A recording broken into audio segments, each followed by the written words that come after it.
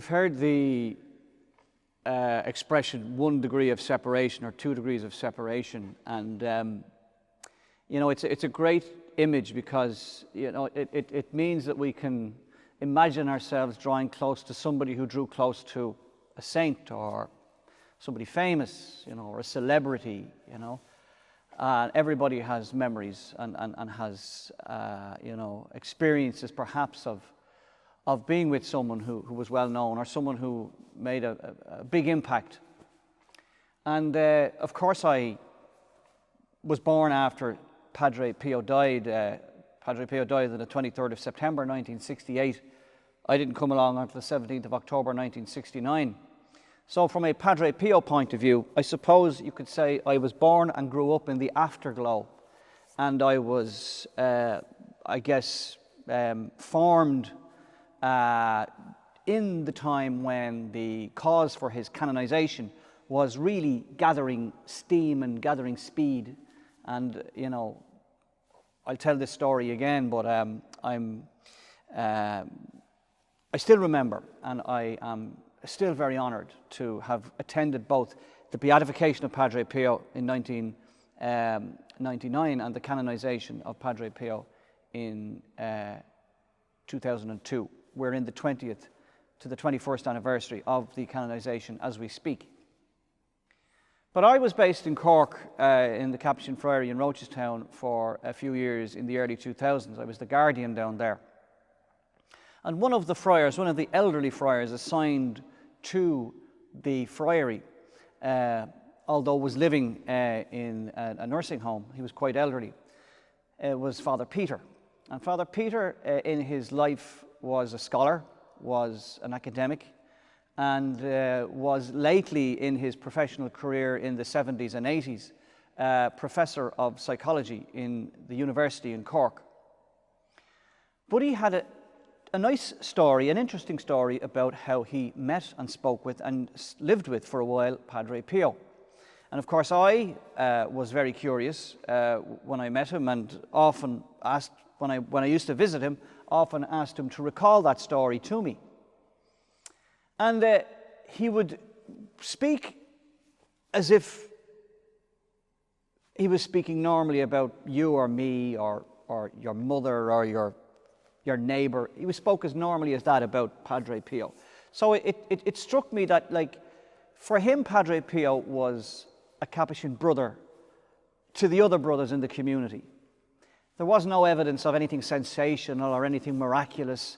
He just seemed to be a normal, ordinary Capuchin friar. And that really just bring out for me the wonderful image of, you know, when somebody asked him, "Who are you, Pio? Who is Padre Pio?"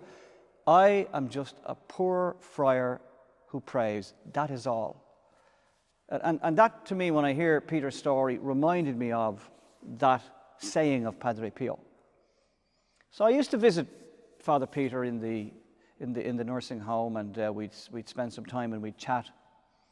And he used to volunteer, "You know, I met Padre Pio."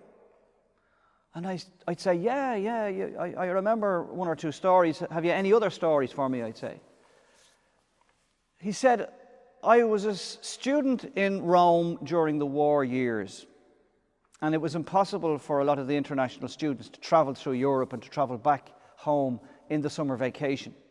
So a lot of the English-speaking students would go to other friaries in Italy during the war years, and Father Peter found himself in San Giovanni Rotondo."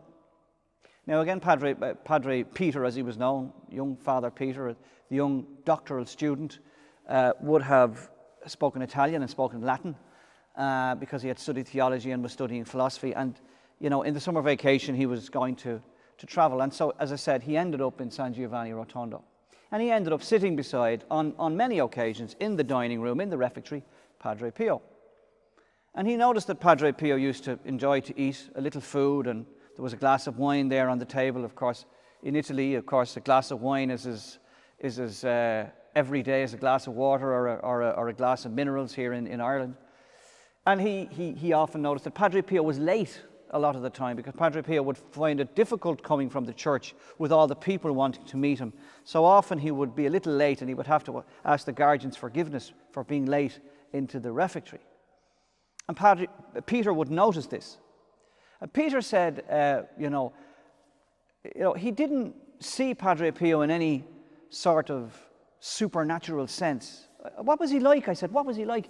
Very ordinary, very normal, very ordinary with the other brothers in the house as well. He said his prayers. He spoke. He had time for the community. He was often quite put upon by people because naturally of who he was. Did he ever speak to you? Oh yes, he said. He spoke to me about Ireland. And he said, I always pray for the church in Ireland. I always offer up prayers, he says, for the Catholic Church in Ireland. And he said, and I always pray for the Irish missionaries, the men and women, the priests and nuns and the lay people now, who travel overseas for the spread of the gospel.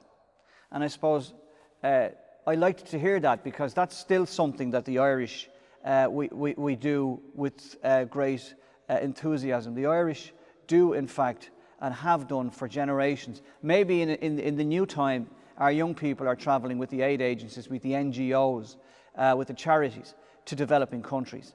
The great outreach of the Irish all over the world to try to make the world a better place.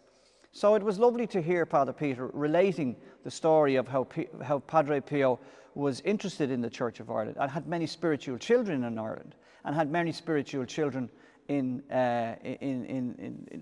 all parts of Ireland, and still does to this day, and how he's covering all that with prayer. He did then, and he's doing now in terms of his prayers from heaven.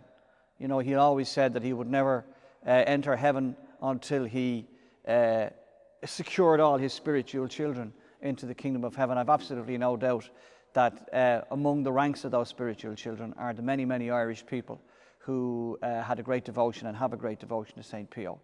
And so we certainly entrust the Church in Ireland to the prayers of Padre Pio once again, as he said he was praying for us when he was there, and as he certainly related to our Capuchin brother, Father Peter Dempsey, all those years ago. Peter noticed that he wasn't at the evening meal an awful lot. He was at the midday meal, of course, but in the evening time he often stayed in his room. And Peter used to say to me, I think he prayed when he was in his room for all his spiritual children. But I know from another friar, an Italian friar who I remember speaking to when I was over in San Giovanni, that quite often Padre Pio would sit in his chair and receive visits from the guardian angels. The angels of people who would come, because they couldn't come physically, the angels of people who would come to San Giovanni to ask Padre Pio for prayers on behalf of their people they were guarding.